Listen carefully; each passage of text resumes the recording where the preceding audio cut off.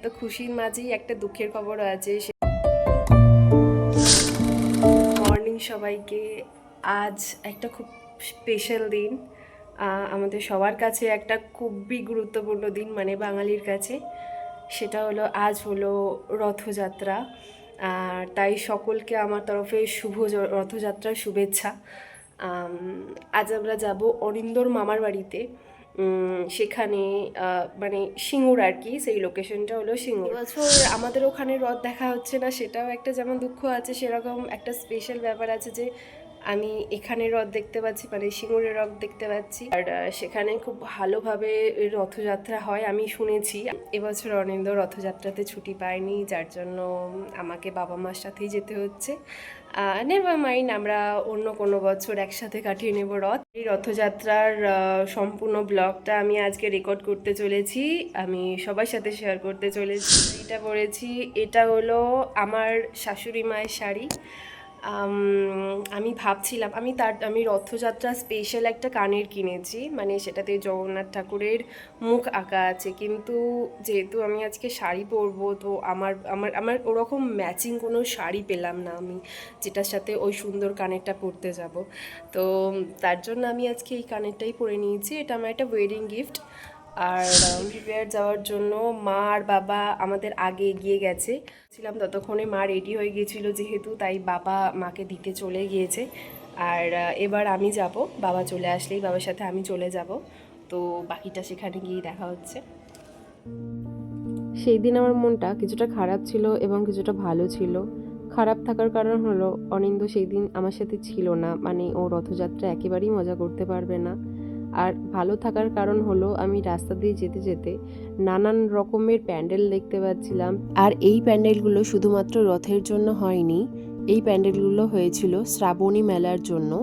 যারা এখানে থাকো তারা হয়তো প্রত্যেকেই জানো যে এখানে শ্রাবণ মাসে শ্রাবণী মেলা হয়।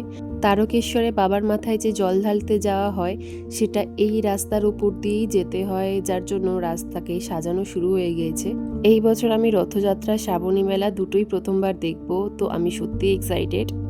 আমাদের বাড়ি থেকে মামার বাড়ি যেহেতু খুব একটা দূর নয়, তাই আমরা খুব তাড়াতাড়ি পৌঁছে গিয়েছিলাম।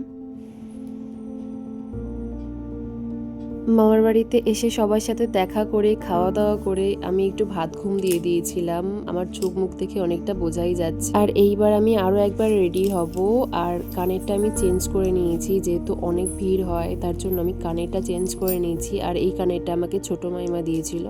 আরও একবার রেডি হয়ে আমি চললাম পুজোর দিকটা লক্ষ্য করার জন্য। তোমাদের জানিয়ে রাখি, অনিন্দর ছোট দিদা মানে আমাদের দিদু সিঙ্গুরের জগন্নাথ দেবকে বরণ করেন, তার জন্যই বাড়িতে সকাল থেকে তোড়ঝোড় চলছিল পুজোর। আর এখানে নানান রকম ভোগ প্রসাদ ছিল এবং চকলেট ছিল। এই চকলেটগুলো আমি বিতরণ করেছিলাম, মানে ছড়িয়েছিলাম, আর জগন্নাথ দেবকেও দিয়েছিলাম।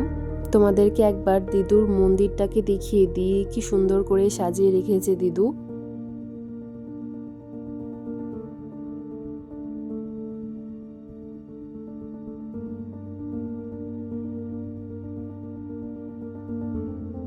এখানে রাখা আছে, এটা হচ্ছে পরে কাজে লাগবে, এটা ওই বরণ করার সময় কাজে লাগে না। মা একবার হাই করে দাও। চলো হাই করে দাও দুজনে মিলে, মাইমা করো। তখন প্রায় বিকেল হয়ে এসেছিল, আর আমরা অধীর আগ্রহে অপেক্ষা করছিলাম কখন রথ আসবে। আমাদের দুজন দাদু ভাই আগে থেকে রেডি হয়ে বসেছিল, আমি দুজনকেই ভিডিওতে দেখাবো।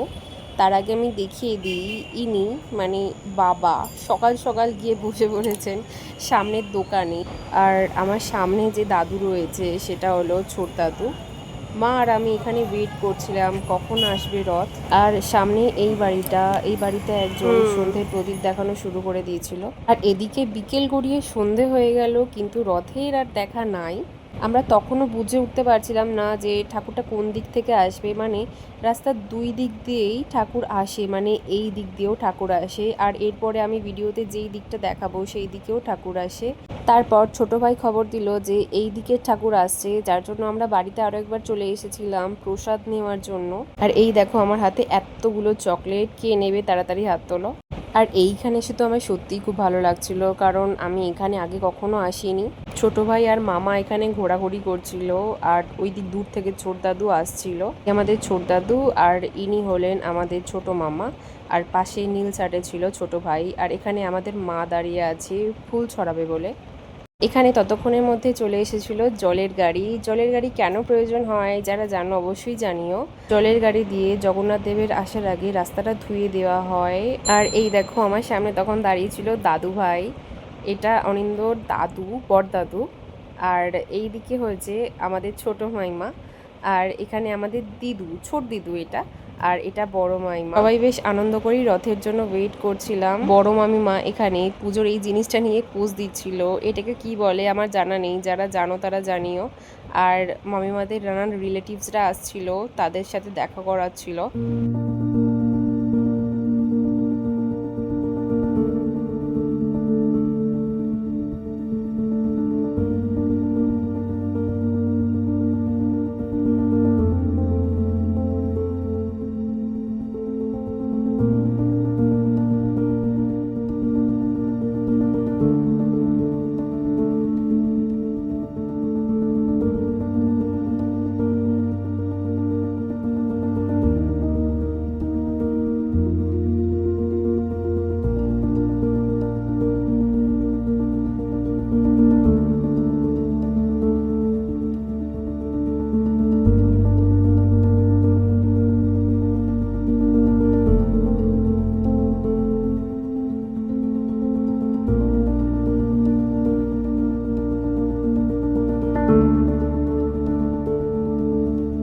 এখানে আমি একটা নতুন কনসেপ্ট দেখেছিলাম।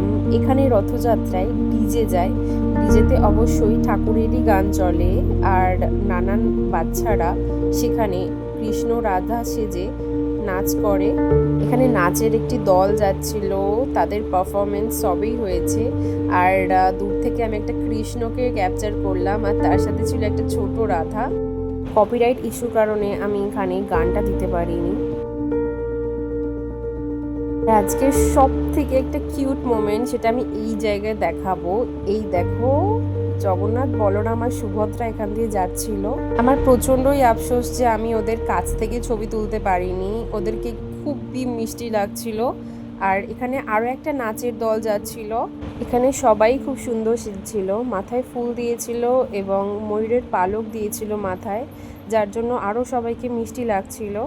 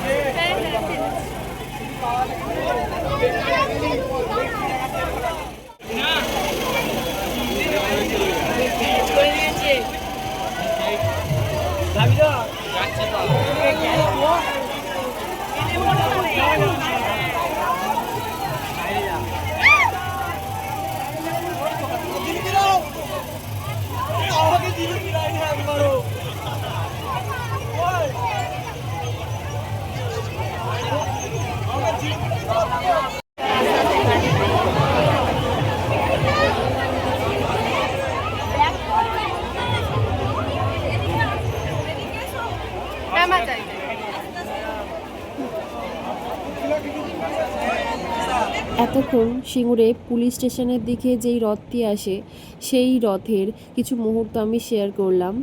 এই রথটি প্রায় ৪৫ মিনিট পরে এসেছিল। আমরা সবাই ওয়েট করছিলাম এখানে রথের জন্য।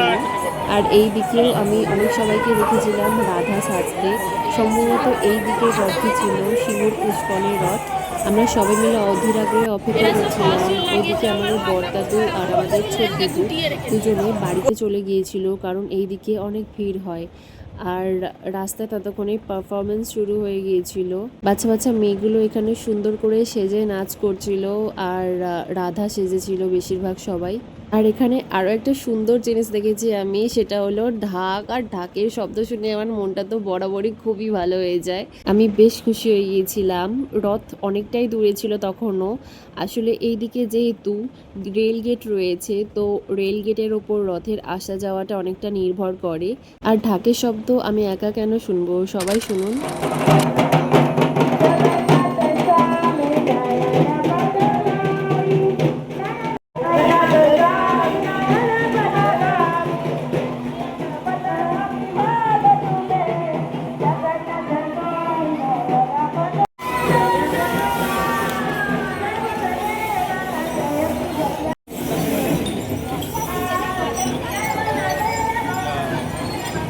এই দিকে লক্ষ্য করলাম ছাড় দিয়ে পরিষ্কার করে জগন্নাথ দেবকে আনা হয়। আর জলযাত্রীও যাচ্ছিল তখন অনেকেই। আর এখানে ততক্ষণে কতগুলোই বাচ্চা মেয়ে নাচ করছিল।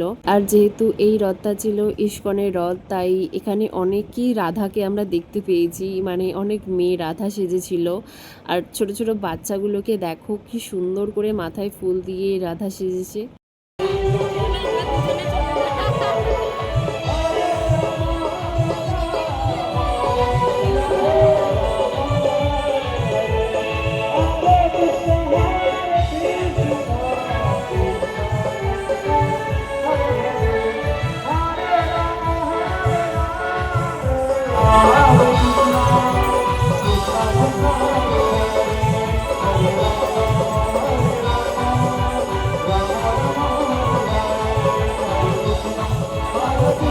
যেমনটা আগে বললাম, এই দিকে রথ যাওয়াটা অনেকটা ট্রেনের ওপর নির্ভর করে, যেহেতু এদিকে রেলগেট রয়েছে। যেহেতু রেলগেট পড়েছিল তার জন্য অনেকক্ষণ রথ দাঁড়িয়ে ছিল। আর যখনই রেলগেট খুলে গেছে তখনই যেতে শুরু করেছে। ওই দিকের আর এই দিকের রথে এই কমন জিনিসটাই খেয়াল করলাম, যেটা হলো ডিজে বাজানো। আর ডিজেতে অবশ্যই ঠাকুরের গানই চলছিল। এই দিকেও সমানভাবেই প্রচুর প্রচুর লোক হয়েছিল। আর তার সাথে এখানে চলছিল প্রসাদ বিতরণ। আমি যার জন্য ভাইদের বললাম আমাকে একটুখানি প্রসাদ এনে দিতে যাওয়ার জন্য। আমাদের ছোট দাদু খেয়াল করেনি সেখানে একটি গর্ত ছিল, আর গর্তের সাইডে পড়ে গিয়েছিল, বুঝতে পারেনি। রথের দড়ি টানার জন্য এগিয়ে যেতে গিয়েছিল, আর এটা একটা খারাপ ছিল সেই দিন। দাদুর খুব একটা চোট লাগেনি।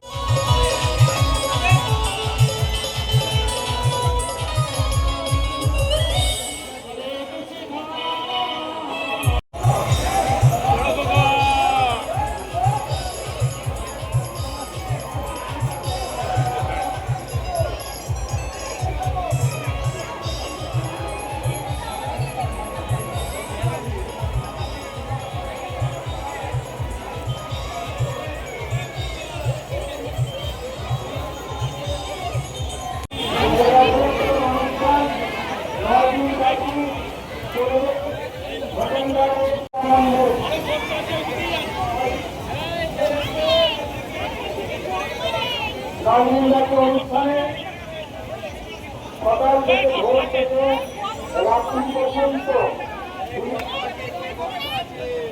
অনুষ্ঠান থাকছে।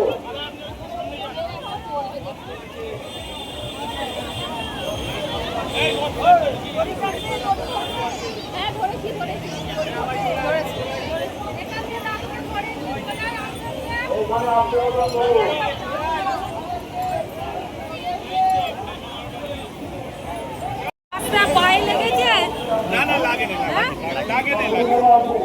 গিয়ে কাপড় জামাটা ছেড়ে দিল। আরে ভিতরে চলে যাও না। এ বাবু চলে আসছিস? হ্যাঁ হ্যাঁ হ্যাঁ। গিয়ে মুশকিল হয়ে যাবে। রথযাত্রা মাঠটা ধারণ করে যেমন পুরীতে অনুষ্ঠিত মহারাষ্ট্রে বিভূত থেকে উচ্চারিত পরম পবিত্র ভাগবত কথা এবং আমাদের আজকে রথ দেখা শেষ হয়ে গিয়েছিল। আমরা মামার বাড়ি থেকে বেরিয়ে পড়েছিলাম। মামিমারা আমাদের জন্য খাবার পাঠিয়ে দিয়েছিল। আর রাস্তায় তখন জলযাত্রী যাচ্ছিল, দেখা যাচ্ছিল। আর এইখানে আরও একটি রথ হয়, এই রথটি আমাদের কামারকুণ্ডুর রথ। আমি দূর থেকে ক্যাপচার করতে চেষ্টা করেছি যতটুকু দেখা গিয়েছে আর কি। এখানে একটি ফাংশন টাইপের হচ্ছিল। আমি কয়েকদিন গিয়েছিলাম, পরপর এখানে দেখছিলাম যে এখানে ফাংশন চলছিল। আর তোমাদের সবাইকে জানিয়ে রাখি যে আমরা থাকি বাবার দেশে, মানে আরেকটু আগিয়ে গেলেই তোমরা দেখতে পাবে এই জায়গাটা। এখানটা খুব সুন্দর করে একটা লাইট দিয়েছিল। প্রথমে হচ্ছে শ্রাবণী মেলার অভিজ্ঞতাও আমি নিশ্চয়ই শেয়ার করব পরের কোনো একটা ভিডিওতে। এই ভিডিওটি কেমন লাগলো অবশ্যই জানিও, আর চ্যানেলটির একটু পাশে থেকো। Thank you for watching, by.